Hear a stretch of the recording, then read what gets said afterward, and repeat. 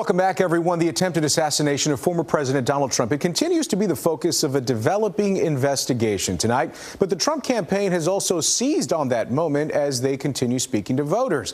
Our media partners at Texas Monthly have also noticed some Republicans drawing on biblical concepts when they're discussing this topic. It's the focus of Allegra Hobbs' article. She is joining us tonight here to chat a little bit more about this. Allegra, thanks for being with us. We noticed that this came up just last night when Donald J. Trump Jr. Linked his father, rather, to former President Theodore Roosevelt and the attempted assassinations that they survived.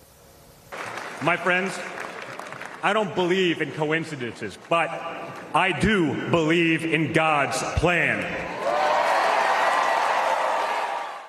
So there's an excerpt of what we're talking about here. Allegra, what has Texas Monthly found when it comes to linking specifically religion to former President Donald Trump?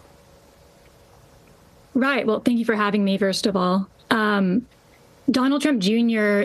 is really reiterating some sentiments that have already been expressed by leaders in the Republican Party in Texas. Immediately after the attempted assassination, we saw, Governor Greg Abbott on Twitter expressing that Trump had survived this attempt because he was truly blessed. We saw Lieutenant Governor Dan Patrick come out and quote from the book of Esther and saying, essentially, that God has chosen Trump to rule for such a time as this, which is a quote from the book of Esther. So the idea is that this was no mere coincidence.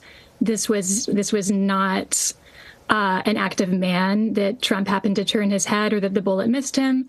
This was the intervention of God himself. And I think it's important to note that this theory did not originate with the assassination attempt that we saw over the weekend. This is the continuation of a narrative that began really when Trump was running for the first time.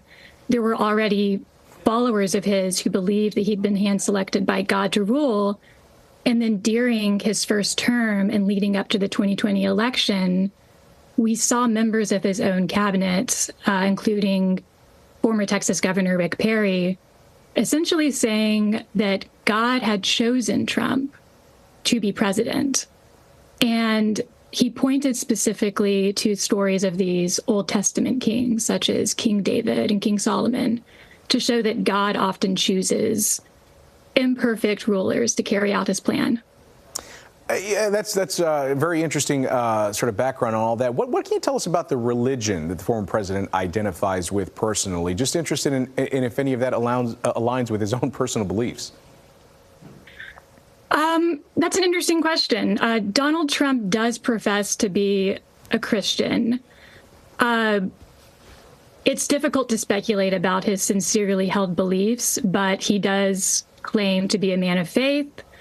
I think it is interesting to note that at the very least, religiosity does not seem to play a significant a role in his personal politics and the way he chooses to govern, and in his political rhetoric and the way that it did for former presidents such as Ronald Reagan or George W. Bush, who spoke often of God in their political speeches, who spoke of divine providence in their political speeches, who claimed to seek God's counsel frequently in their decision-making processes. Trump does not seem to lean on those rhetorical devices as much, but he does claim to be a man of faith. Yeah. Are there other presidents that some have described as godly candidates? Can you talk a little bit more about that? Yes, well, the ones I just mentioned, Ronald Reagan, certainly, when he ran for the first time, he positioned himself as the godly candidate. He used the word crusade, and he was viewed as kind of the evangelicals president. And you see that continue with George W. Bush, who there was rhetoric around George Bush's presidency of being chosen by God. And certainly some in his circle believed that. And there was some reporting during his presidency that indicated he himself believed that God had chosen him to be president. Yeah. Well, former President Donald Trump is set to speak tonight at the Republican National Convention. Do you think that he's going to tap into religion during his speech, given all of this? Very likely. I would be surprised if he didn't. He has in talking about the assassination attempt, he has credited God. He has said that he turned his head in such a way that he was able to not be struck, but he has also essentially said that there's no way that was just him, that he believes that there was some kind of master plan at work. Yeah. Well, our thanks to Allegra Hobbs. We appreciate you sharing some insight with us on this. And of course, you can read her entire article right now. It's on TexasMonthly.com.